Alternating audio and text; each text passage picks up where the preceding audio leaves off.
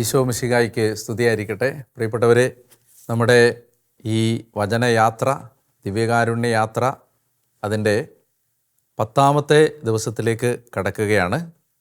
നമുക്ക് വലിയ ദൈവകൃപ ദൈവം തന്നുകൊണ്ടിരിക്കുന്ന ഒരു സമയമാണ് ഇത്.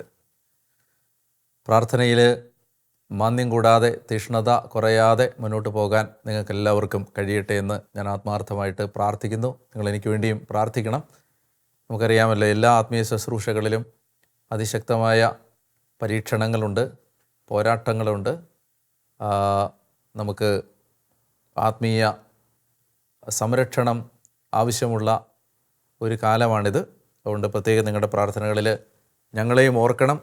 ഈ ശുശ്രൂഷകളിൽ അത് നിങ്ങളുടെ അടുത്തേക്ക് എത്താൻ സഹായിക്കുന്ന എല്ലാവരെയും പ്രാർത്ഥനകളിൽ ഓർക്കണം എന്ന് സ്നേഹത്തോടെ ഞാൻ ഓർമ്മിപ്പിക്കുന്നു. നമ്മൾ ഇന്ന് ഈ 10ാമത്തെ ദിവസത്തെ ചിന്തയ്ക്ക് വേണ്ടി നമ്മൾ എടുക്കുന്ന വചനഭാഗം പുറപ്പാട് പുസ്തകത്തിൽ നിന്ന് ചില വാക്യങ്ങൾ നമ്മൾ വായിക്കുകയാണ്. ഞാൻ എല്ലാ വാക്യങ്ങളും നമ്മൾ ഈ ശുശ്രൂഷ മുന്നോട്ട് പോകുമ്പോൾ വായിക്കാം. ഒരു വാക്യം വായിച്ച് നമുക്ക് തുടങ്ങാം. പുറപ്പാട് പുസ്തകത്തിൻ്റെ 4-ാം അധ്യായത്തിൻ്റെ 31-ാമത്തെ വാക്യം. കർത്താവ് ഇസ്രായേൽ മക്കളെ സന്ദർശിക്കുന്നു എന്നും അവരുടെ കഷ്ടതകൾ കണ്ടിരിക്കുന്നു എന്നും കേട്ടപ്പോൾ അവർ തലകുനിച്ച് അവിടുത്തെ ആരാധിച്ചു. അവർ തലകുനിച്ച് അവിടുത്തെ ആരാധിച്ചു. നമ്മൾ ഈ ആരാധനയുമായി ബന്ധപ്പെട്ട് നമ്മൾ മനസ്സിലാക്കേണ്ട വളരെ പ്രധാനപ്പെട്ട ഒരു ചിന്ത, ആരാധനയ്ക്ക് ഒരു ശരീരഭാഷ ഉണ്ട് എന്നതാണ്. ആരാധനയ്ക്ക് ഒരു ബോഡി ലാംഗ്വേജ് ഉണ്ട്. അത് നമ്മൾ മനസ്സിലാക്കിയില്ലെങ്കിൽ നമ്മുടെ ആരാധനകൾ ഒരു അഭിഷേകമായിട്ട് മാറുന്നതിന് അതൊരു തടസ്സമായിട്ട് വരാൻ സാധ്യതയുള്ളതുകൊണ്ട് ഞാൻ ഈ ഒരു കാര്യം നിങ്ങളുടെ ശ്രദ്ധയിലേക്ക് കൊണ്ടുവരികയാണ്. നമുക്ക് ആ വാക്യം ഒരിക്കൽ കൂടി വായിക്കാം. പുറപ്പാട് പുസ്തകത്തിൻ്റെ 5-ാം അധ്യായത്തിൻ്റെ 31-ാമത്തെ വാക്യം.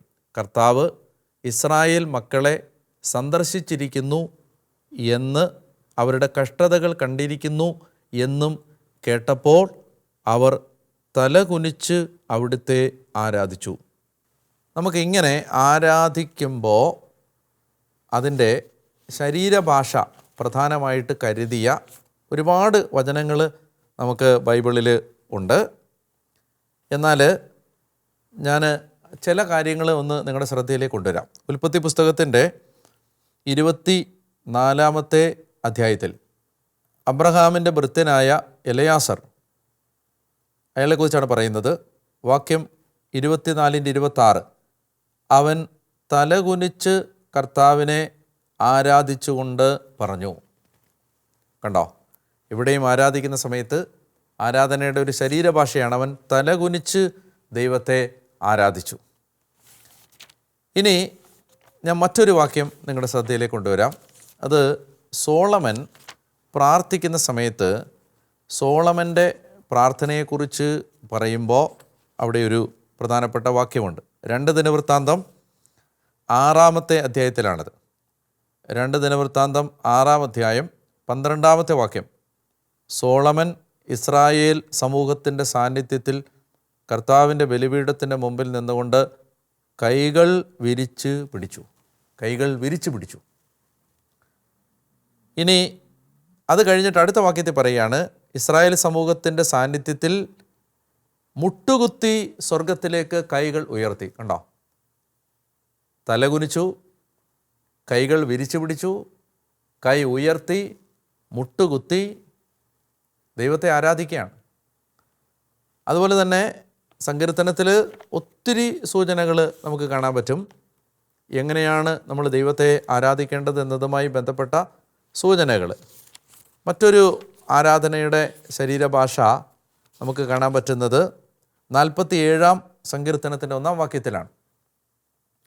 ജനതകളെ കരഘോഷം മുഴക്കുവിൻ, ദൈവത്തിൻ്റെ മുമ്പിൽ ആഹ്ലാദാരവും മുഴക്കുവിൻ. കരഘോഷം, ക്ലാപ്പ് യുവർ ഹാൻഡ്സ്, ഇത് ഒരു വർഷിപ്പാണ്.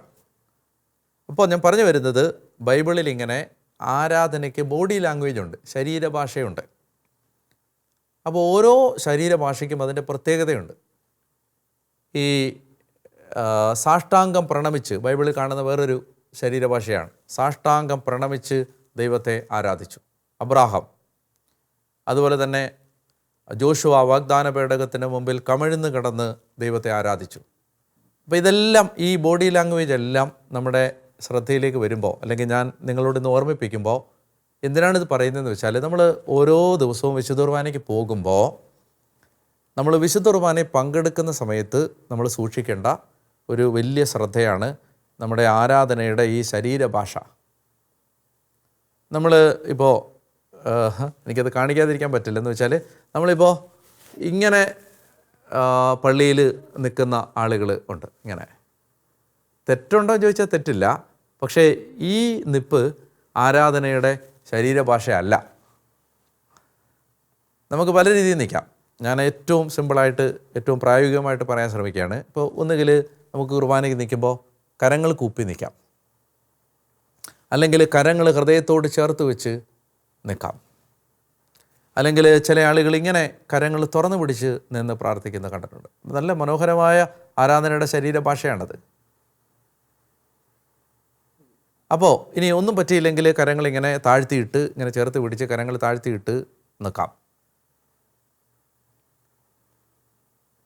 അപ്പോൾ ഇത് അല്ലാതെ നമ്മൾ കരങ്ങൾ കൈ പുറകെ കെട്ടി നിൽക്കുക. അതും ഞാൻ യൂറോപ്പിലൊക്കെ ചെന്നപ്പോൾ പലയിടങ്ങളിലും ഇപ്പോൾ കാണുന്ന ഒരു ബോഡി ലാംഗ്വേജാണ്, കൈ ഇങ്ങനെ പുറകെ കെട്ടി നിൽക്കുന്നത്. അത് എനിക്ക് തോന്നുന്നില്ല അത് ആ വർഷിപ്പിന് ചേർന്ന ഒരു ശരീരഭാഷയല്ല. മുട്ടുകുത്തി നിൽക്കാം.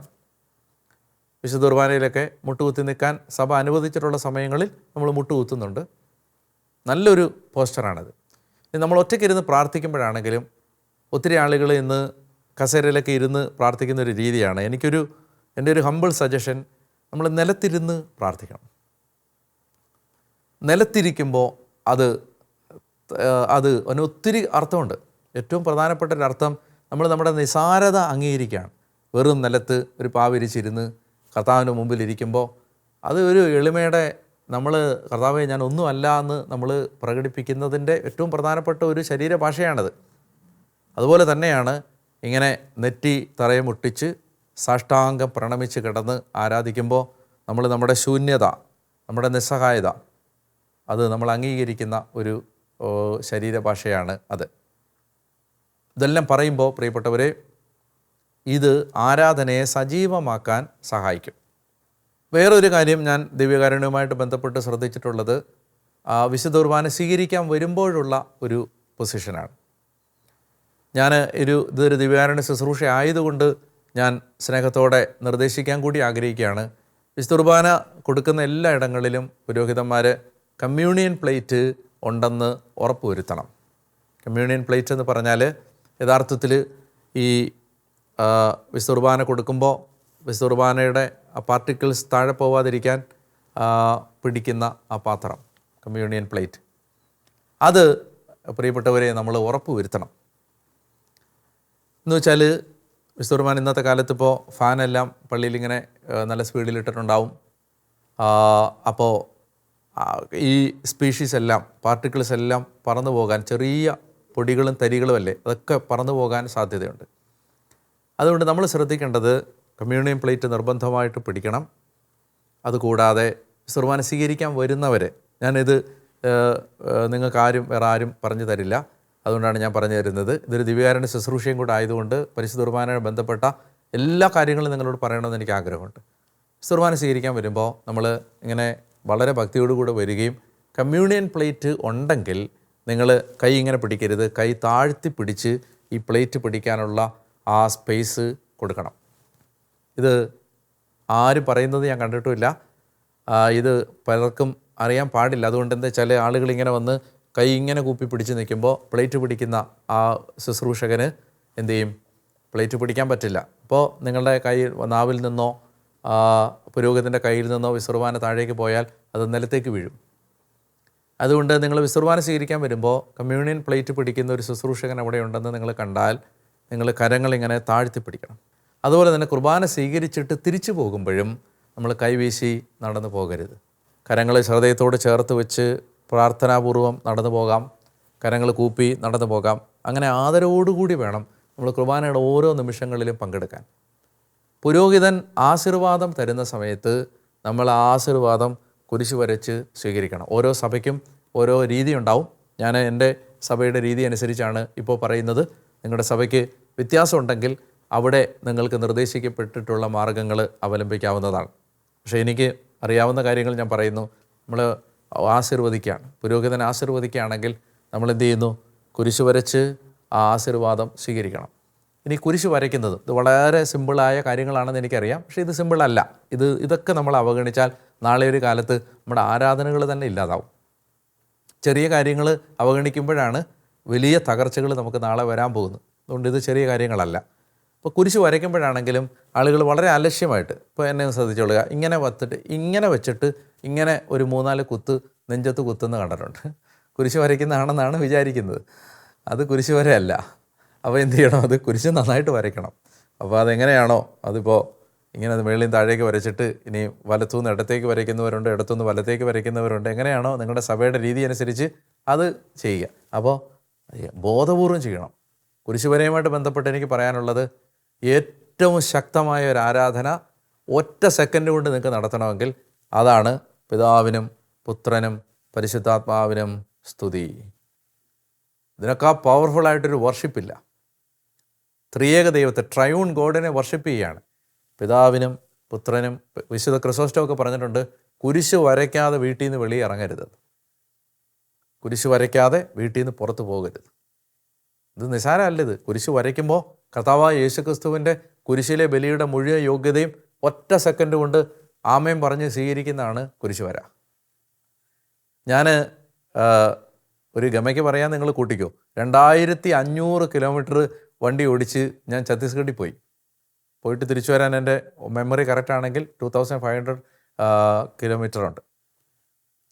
അപ്പോൾ ഇത്രയും കിലോമീറ്റർ ഇവിടെ ഡ്രൈവ് ചെയ്താൽ പോകുന്നത്. കോവിഡ് കാലത്താണ് പോയിട്ട്. ഞാൻ ഓർക്കുന്നുണ്ട്, ആ ഗ്രാമത്തിൻ്റെ പേര് മോത്തിപ്പൂർ എന്ന് പറയുന്നൊരു ഗ്രാമമാണ്. അവിടെ ചെല്ലുന്നു.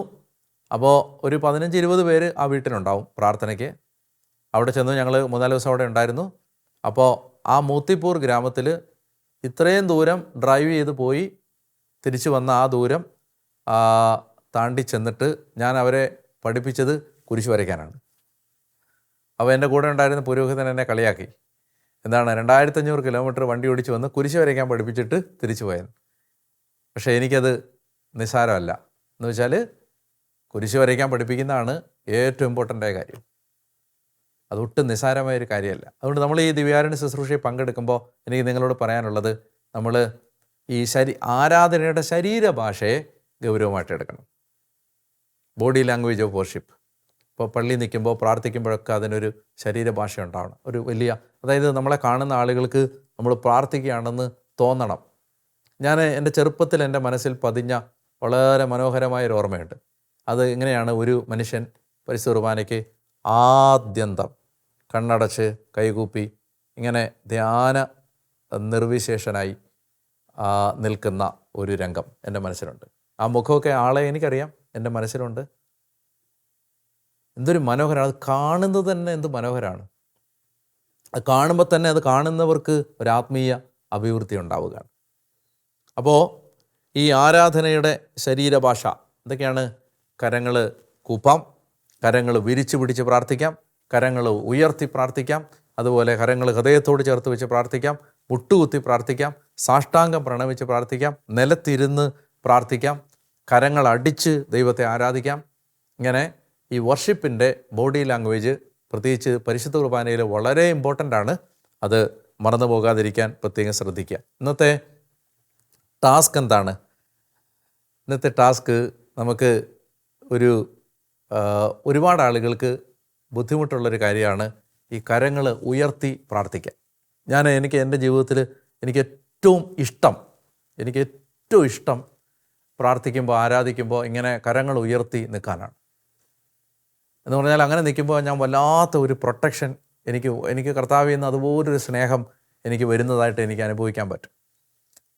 അപ്പോൾ ഇത് എന്താണെന്ന് വെച്ചാൽ, ഇതിങ്ങനെ ഒരു കുഞ്ഞ് അമ്മയുടെ അടുത്ത് ഇങ്ങനെ കരഞ്ഞുകൊണ്ട്, അമ്മാ എന്നെ സഹായിക്കുക, എന്നെ എടുക്ക്, എനിക്ക് എന്തെങ്കിലും താ എന്ന് പറയുന്ന ആ ശരീരഭാഷയാണത്. അപ്പോൾ ഞാൻ നിങ്ങളെ ഇന്നത്തെ ഒരു ടാസ്ക് തരികയാണ്. നിങ്ങൾക്ക് പറ്റുമെങ്കിൽ ഈ കഥ കടച്ച് മുറിയിലോട്ട് കയറിയിട്ട് ആരും കാണാതെ കുറച്ച് നേരം ഇങ്ങനെ നിന്ന് അപ്പാ അപ്പാ അപ്പാ കർത്താവേ ദൈവമേ എന്ന് പറഞ്ഞ് ഇങ്ങനെയൊന്ന് നിന്ന് 2-3 മിനിറ്റ് ഒന്ന് പ്രാർത്ഥിക്കും. അത് ഭയങ്കര മനോഹരമായിരിക്കും. അപ്പോൾ അതാണ് ഇന്നത്തെ ടാസ്ക്. നമ്മൾ ഇന്നത്തെ പരിശീലിക്കേണ്ട പുണ്യം എന്ന് പറയുന്നത്, ദൈവമേ ആരാധനയ്ക്ക് ഉചിതമായ ശാരീരിക ഭാഷ ധരിക്കാൻ, ബോഡി ലാംഗ്വേജ് എടുക്കാൻ ഉള്ള കൃപ എനിക്ക് തരണം. ഉപേക്ഷിക്കേണ്ട പാപം, ആരാധനയ്ക്ക് വിരുദ്ധമായ സ്പിരിച്വൽ ഫിസിക്കൽ പോസ്ചറുകൾ എടുക്കാതിരിക്കാൻ ശ്രദ്ധിക്കുക എന്നുള്ളതാണ് ടാസ്ക്. ഞാൻ പറഞ്ഞു, ഈ കര ഉയർത്തി അല്പസമയം ഒന്ന് പ്രാർത്ഥിക്കുക. അതുപോലെ തന്നെ പ്രാർത്ഥനയാക്കി മാറ്റേണ്ടത് ഇതാണ്. ഒരു സങ്കീർത്തനമാണ്, അത് നമുക്കൊന്ന് വായിക്കാം. 130-ാം സങ്കീർത്തനത്തിൻ്റെ 5-ാമത്തെ വാക്യം. ഞാൻ കാത്തിരിക്കുന്നു, എൻ്റെ ആത്മാവ് കർത്താവിനെ കാത്തിരിക്കുന്നു, അവിടുത്തെ വാഗ്ദാനത്തിൽ ഞാൻ പ്രത്യാശ അർപ്പിക്കുന്നു. ഞാൻ കാത്തിരിക്കുന്നു, എൻ്റെ ആത്മാവ് കർത്താവിനെ കാത്തിരിക്കുന്നു, അവിടുത്തെ വാഗ്ദാനങ്ങളിൽ ഞാൻ പ്രത്യാശ വച്ചിരിക്കുന്നു. നല്ല പ്രാർത്ഥനയാണ്. ഞാൻ കാത്തിരിക്കുന്നു, ഞാൻ കർത്താവിനെ കാത്തിരിക്കുന്നു, അവിടുത്തെ വാഗ്ദാനങ്ങളിൽ ഞാൻ പ്രത്യാശ വച്ചിരിക്കുന്നു. ഈ ഒരു ചിന്തയോടുകൂടി നമുക്ക് ഈ 10-ാമത്തെ ദിവസത്തെ ചിന്തകൾ അവസാനിപ്പിക്കാം. നമുക്ക് ആരാധനയുടെ ആശീർവാദം സ്വീകരിക്കാനായിട്ട് ഒരുങ്ങുകയും ചെയ്യാം.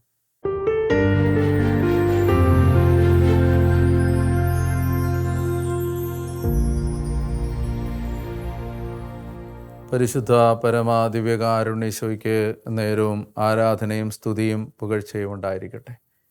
പ്രിയപ്പെട്ടവരെ, ആശീർവാദത്തിനായിട്ട് നമ്മൾ ഒരുങ്ങുമ്പോൾ ഇന്ന് നമുക്ക് പ്രത്യേകം പ്രാർത്ഥിക്കാം.